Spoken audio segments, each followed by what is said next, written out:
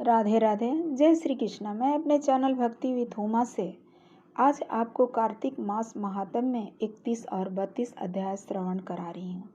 जीवन में कभी भी हार नहीं माननी चाहिए। हो सकता है अगले क्षण जीवन कामयाबी की ओर ले जाए और ठाकुर जी कब हाथ पकड़ लें। कल हम कार्तिक अध्याय 29 और 30 में बहुत सुंदर अध्ययन किए थे। इसमें देवउठनी एकादशी एवं तुलसी विवाह का वर्णन सुना था। अब इस अध्याय में शालिग्राम भगवान और ध्वजारोपण का महत्व जानेंगे। आइए बोलते हैं ठाकुर जी की जय, कार्तिक के महात्म की जय, कार्तिक के ठाकुर जी की जय। कार्तिक के महत्व की जय। सूत जी महाराज सभी ऋषियों से बोले, ध्वजारोपण समस्त पापों का नाश करने वाला है। जो कोई भी भगवान के मंदिर में ध्वजा लगाते हैं वे ब्रह्मा आदि देवताओं से पूजित होकर विष्णु के लोक को प्राप्त हो जाता है। नारद जी कहने लगे, हे राजा पृथु, हम तुम्हें एक पुरातन इतिहास सुनाते हैं, ध्यान से सुनो। पूर्व काल में सतयुग में सुमति नाम का एक चंद्रवंशी राजा था। भगवान का भक्त और अहंकार रहित सप्तद्वीपों का राजा था। सत्यवती नाम की उसकी एक रानी अति पतिव्रता थी। वह भगवान के सामने नृत्य किया करती थी तथा कार्तिक शुक्ल द्वादशी को मंदिर में ध्वजा बांधा करती थी। एक दिन राजा और रानी को देखने के लिए एक विटपक ऋषि आए। राजा ने उनका आदर सत्कार किया। तब राजा को ध्वजारोपण करते हुए मुनि ने कहा कि हे राजन, भगवान को प्रसन्न करने के लिए और भी बहुत सारे साधन हैं, फिर भी ध्वजारोपण में इतनी श्रद्धा क्यों? राजा कहने लगे, हे मुनि, आज मैं आपको एक अद्भुत इतिहास सुनाता हूँ। मैं पूर्व जन्म में मालिनी नामक एक कुमारंगी ब्राह्मण देशी महापापी वैश्य था। मेरे इन मार्गों को देखकर मार्गी मुझको त्याग दिए। तब मैं वन में जाकर एक टूटे हुए विष्णु मंदिर में रहने लगा और वन के मृग आदि जीव जंतु को खाकर पेट भरने लगा। इसके तत्पश्चात विंध्याचल पर्वत रहने वाली कोकिनी नाम की एक निषाद की कन्या ने, जिसने अपने पति को मारकर खा गई थी, वो भूख से व्याकुल हो मेरे ही पास आ गई, वहीं पर रहने लगी। हम कार्तिक शुक्ल द्वादशी के दिन हमने एक कपड़े को झंडा रूप में बांधकर लटका दिया। दोनों मंदिर मदिरा पान करके झंडे जैसे कपड़े को लेकर के बिहल होकर सारी रात नाचते रहे। रात नृत्य करते रहने के कारण प्रातःकाल हम दोनों की मृत्यु हो गई। तत्पश्चात यमदूत हमें मारते हुए ले जाने लगे। उसी समय विष्णु के दूत विमान से वहां आ गए और यमदूत को यमपुरी ले जाने से मना किया। यमदूत को धमकाते हुए कहा कि तुम पापियों को यमदूत ले जा सकते हो, धर्मात्माओं को नहीं। तब यमदूत क्रोधित होकर कहने लगे, ये दोनों महापापी हैं, इस कारण ये यमपुरी ले जाने लायक ही हैं।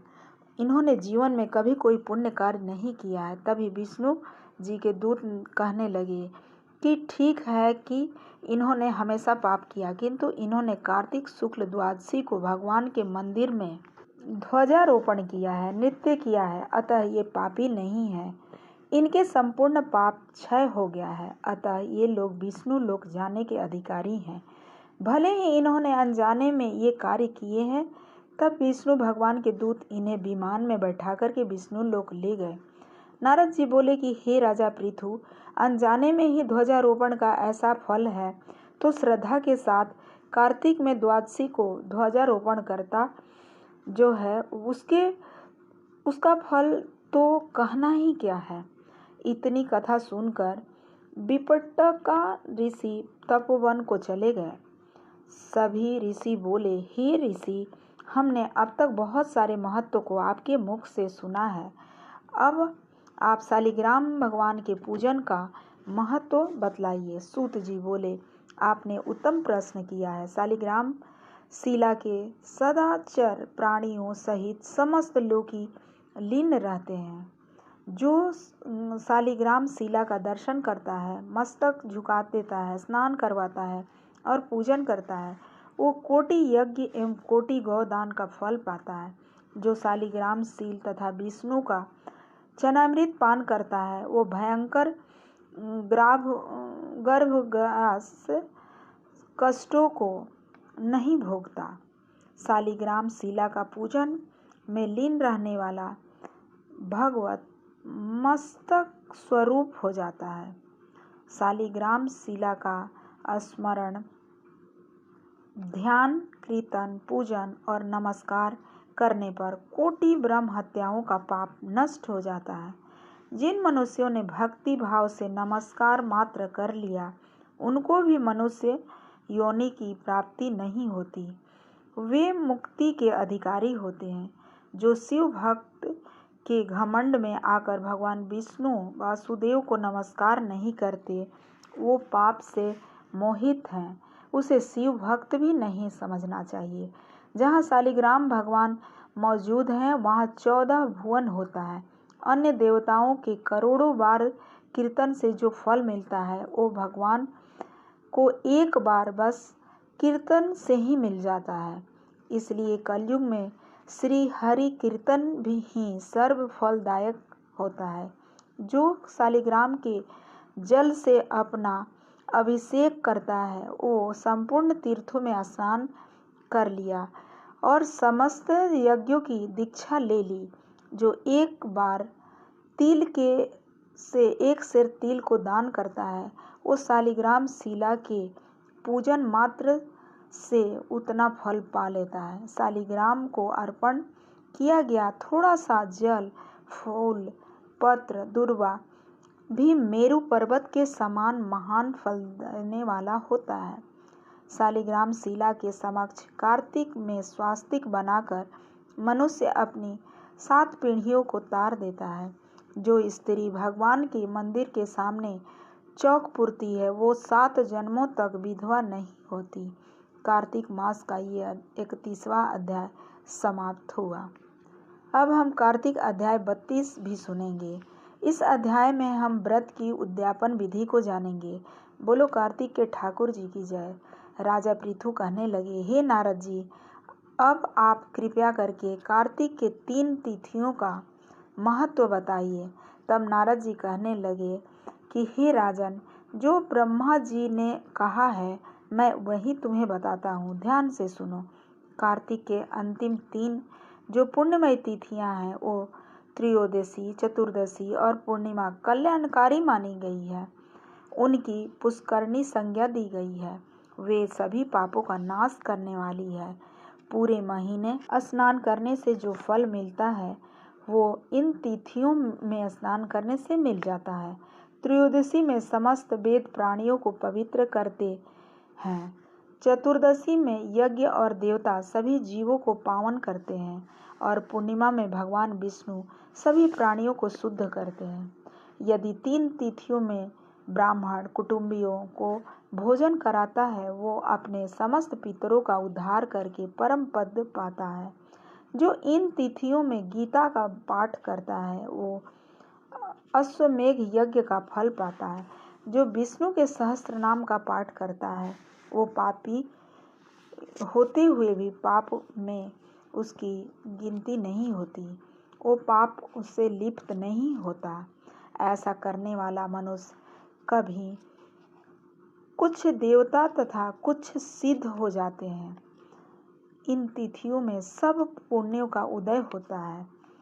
इन तिथियों में पूर्णिमा का महत्व विशेष है। राजा पृथु बोले, नारद जी, अब आप कार्तिक व्रत का उद्यापन विधि बताइए। तब नारद जी कहने लगे, अब मैं कार्तिक व्रत के उद्यापन का वर्णन करता हूँ। यह सब पापों का नाश करने वाला है। यह भगवान विष्णु की प्रीति के लिए उद्यापन मनुष्य करता है। घर को गोबर से लीप कर तुलसी के ऊपर एक मंडप बनाए, उसे केले के स्तंभों से संयुक्त करके नाना प्रकार के धातुओं से उनके ऊपर शोभा बनाए और मंडप के चारों ओर दरवाजे पर दरबान बैठाएं और एक एक दरवाजे 4 दरवाजे बनाए, जिस पर मिट्टी का पृथक पृथक द्वारपाल बनाकर उसे सुशोभित करें। उनकी पूजन करें। फिर तुलसी के जड़ के समीप कलश की स्थापना करें। कलश के ऊपर शंख चक्र गदाधारी भगवान विष्णु का पूजन करें। नवग्रह, उपग्रह, दिक्पाल, लोकपाल स्थापित कर फिर गणेश भगवान का स्वस्तिक बनाकर के पूजन करें। फिर भगवान को पीले रेशमी वस्त्र पहनाकर संध्या काल में सया दान करें। गौ को भी दान करें, भोज कराएं और उनका भोजन, गौ को भी भोजन कराएं, उनका पूजन करें और गौ दान करें। फिर भगवान विष्णु का पूजन करके रात्रि में मंगल गीत आदि गाकर रात्रि जागरण करें। जो रात्रि में भगवान के गायन करते हैं वो पापों से मुक्त हो जाते हैं और करोड़ों तीर्थ का फल मिलता है। फिर ब्राह्मणों को भोजन कराने के बाद उन्हें दान दें। उस समय दिया गया दान अन्य दानों की अपेक्षा अक्षय फल देता है। सुबह स्नान करके भगवान की प्रीति के लिए तिल और खीर की आहुति दें। ब्राह्मणों को दान देकर उन्हें प्रणाम करें और ब्राह्मणों को प्रसन्न करके क्षमा याचना करें, उन्हें विदा करें। पूजा की समस्त वस्तुओं को उनके साथ गाय भी गुरु को दान में दें। बाद में अपने परिवार तथा अपने मित्र कुटुंबियों के साथ भोजन करें। ये सब विधिवत पूर्वक करने से संपूर्ण फल मिल जाता है। जितनी विधि बताई गई है सब पूरा करने से व्रत का पूर्ण फल प्राप्त होता है। अंत में मनुष्य विष्णु लोक में जाता है। जो व्यक्ति कथा कहता है, सुनता है और सुनाता है, उसे भी व्रत के चौथे भाग का फल मिलता है। भगवान की पूजा में तुलसी का विशेष महत्व है। जिसके घर में तुलसी लगा हो वो घर तीर्थ समान है तथा यम के दूत वहां नहीं जाते।